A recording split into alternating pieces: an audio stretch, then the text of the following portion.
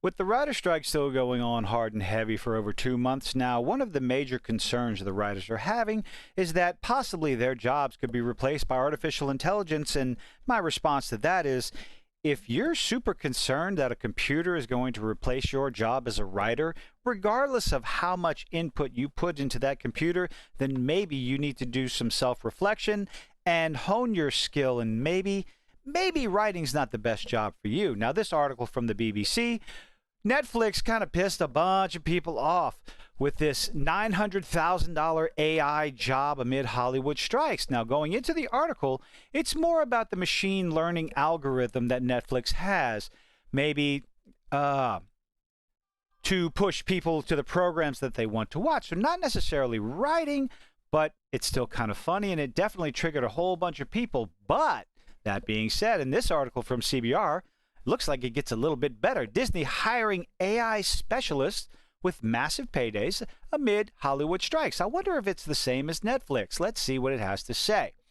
The Walt Disney Company is reportedly looking to create several AI-focused company roles. So they're doubling down. They're going forward with the AI stuff, huh? Amid the ongoing writers and actors strikes, Disney has begun looking for workers to fill newly created AI-focused jobs at the studio.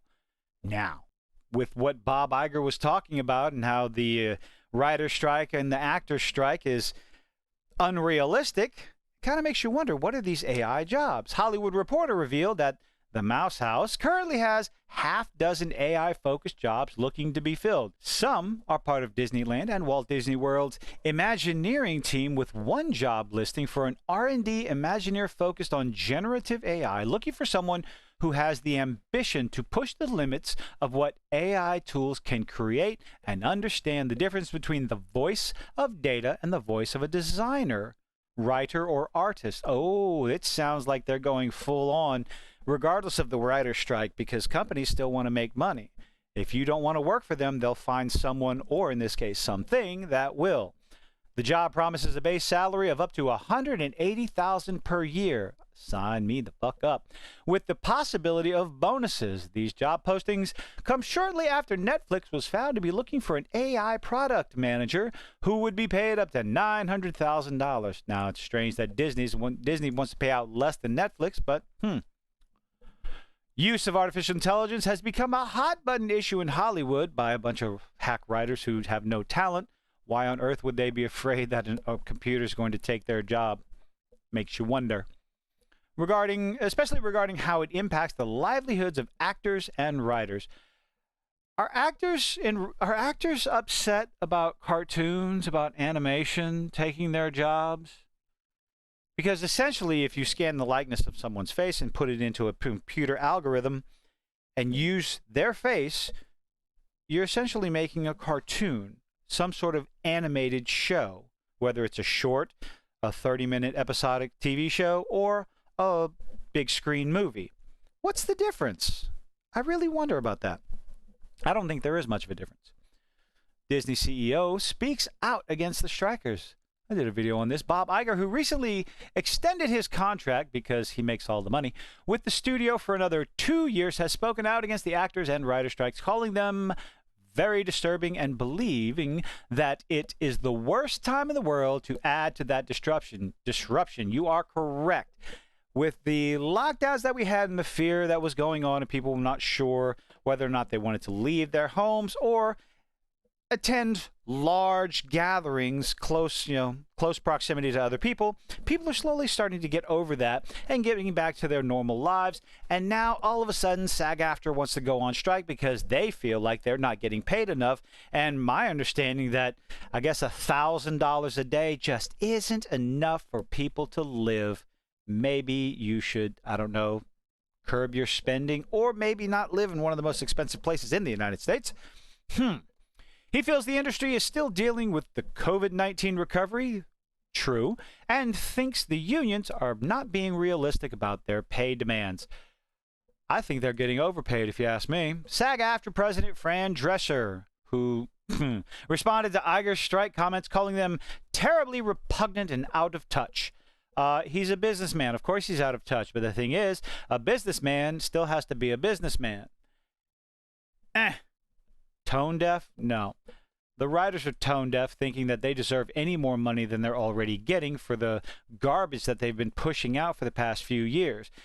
If the writing, the majority of the writing that we've been getting, especially on Disney Plus, is an indication of the talent that the current writer strike has on the picket line, then I'm sorry, I feel no pity for these people. Do a better job. The people with talent are going to get the gigs. They're going to get the money. Those without talent, well, they need to go find something else to do or hone their skills. You have to do better, Senator. Do a better job. Stop being so preachy, first and foremost. Stop putting your own personality and politics into the show and just make something entertaining, which is what we're getting a lot of. Oppenheimer, Barbie, Super Mario Brothers, Top Gun Maverick, billion-dollar franchises, billion-dollar movies. Why? They made silly, action-packed, funny, nonsensical parody stories, and they were fun. With talks between AMPTP and the unions currently at a standstill, yeah, that's because the studios are not interested. They want the contracts to run out. They want to back out of these contracts that were made during the massive streaming bubble where everyone was at home, everyone was tuning in, everyone was subscribing. That bubble has popped. And this is an opportunity for the big studios to get out of the contracts, renegotiate them, and move on. Unfortunately, the writers don't see it that way, and they're the ones that are going to lose on this one. Union or not, with the actors unable to promote their upcoming movies, there's a couple of movies that didn't get promoted at all, and they're killing it at the box office. Barbie did not get promoted, and it's going to break $1 billion. Oppenheimer is getting damn close to $500 million. Neither one of those movies were allowed to be promoted. So, what's the problem? Per union request. Oh, so you can not acknowledge the request and go promote your movies? Maybe. I don't know. Studios will have a harder time marketing their movies. If this past 2 weeks are an indication, I don't think the studios care anymore. They're going to come to realize that maybe the stars going out and marketing the movie wasn't really all that big a deal.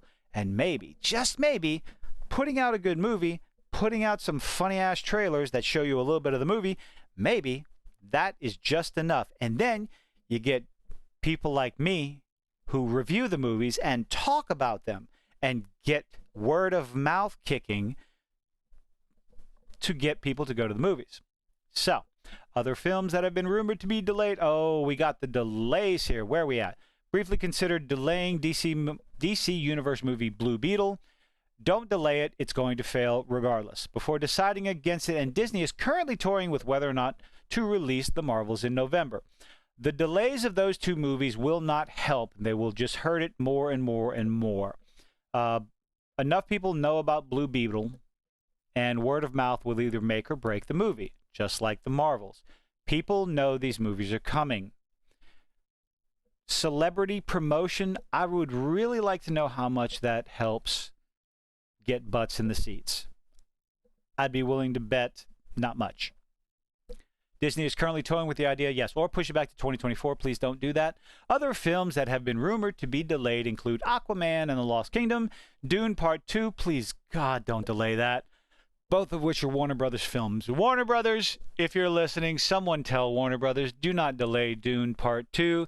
You have the opportunity to show this on IMAX for a month or more. Yes, that's what I've heard. I'm looking forward to it. I'm actually looking forward to The Marvels and Blue Beetle. I want to see what these movies are going to have to, what they're going to bring to the table. But what do you think of Disney and Netflix getting into AI with all this big old writer strike, scared that AI is going to take over their jobs? Let me know what you think in the comments. Leave a like, leave a dislike. I appreciate you making it this far. Have a good one.